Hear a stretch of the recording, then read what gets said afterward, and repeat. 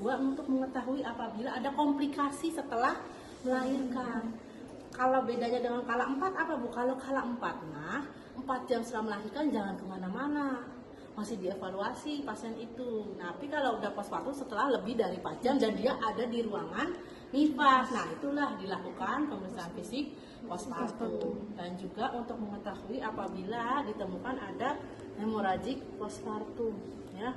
Jadi ada pendarahan, ya ada yang dia sudah di episiotomi, dijahit ya, tapi ternyata ada pendarahan pada area perineumnya ada ya, apalagi yang usianya sudah itu ya, nah karena banyak komplikasi. Nah setelah itu untuk itu khusus mengetahui kesehatan ibu ya kalau postpartum. Nah kebutuhan ibu postpartum itu banyak ya, bukan hanya pemeriksaan fisik aja, banyak.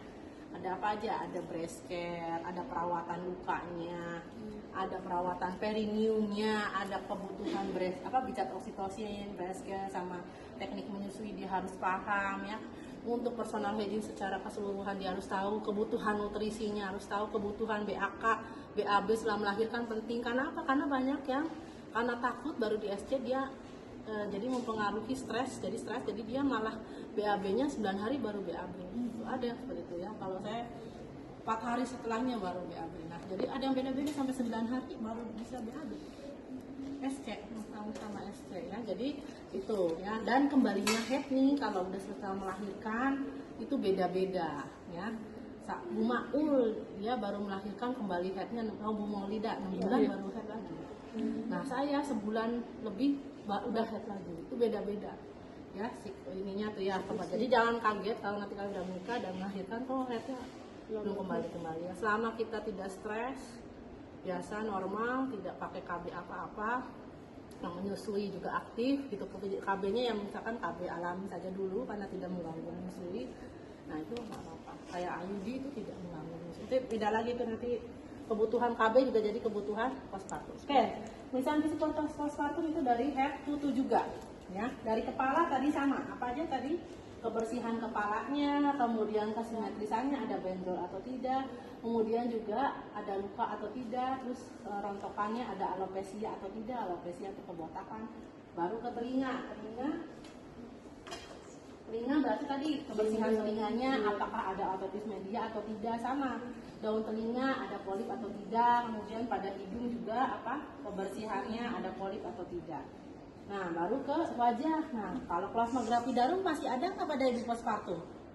Masih ada yang belum, itu kalau 24 jam pertama belum langsung hilang, kalau dia pas hamilnya muncul, paham ya? Oh panas banget sih, oh itunya mati ya. Nah, dinyalain yang Panasonic ya.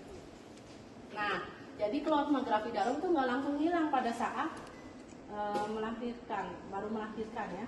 Nah, selanjutnya adalah mata. Mata skleranya tadi ikterik atau tidak, pupilnya mengecil kalau kasih cahaya, kemudian konjungtiva anemis atau tidak, wajah pucat atau tidak, kebersihan gigi, ada pendarahan pada gusi atau tidak, kemudian juga ada sariawan atau tidak, kebersihan lidahnya juga bagaimana.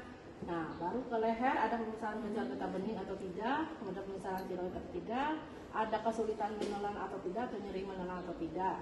Nah, selanjutnya pada payudara. Nah, pada payudara, nah kalau udah melahirkan, ya bukan yang diceknya bukan aerola menghitam atau tidak. Nah, tapi lebih ke asinya udah keluar belum? Gitu ya. Kolostrumnya atau gimana belum asi juga, hari pertama kan masih kolostrum yang masih kuning-kuning bening gitu, udah keluar belum, dicoba. Di palpasi ya, dilihat gitu ya. Nah setelah itu baru ke perut. Nah kalau tadi perut ibu hamil banyak banget ya. Nah kalau postpartum tergantung, kalau postpartumnya ada luka SC berarti yang dikaji luka SC-nya ada tanda-tanda infeksi atau tidak ya, kemudian ada di sini pendarahan atau tidak misalkan karena efek jahitannya, kemudian masih ditemukan stretch mark ya, iya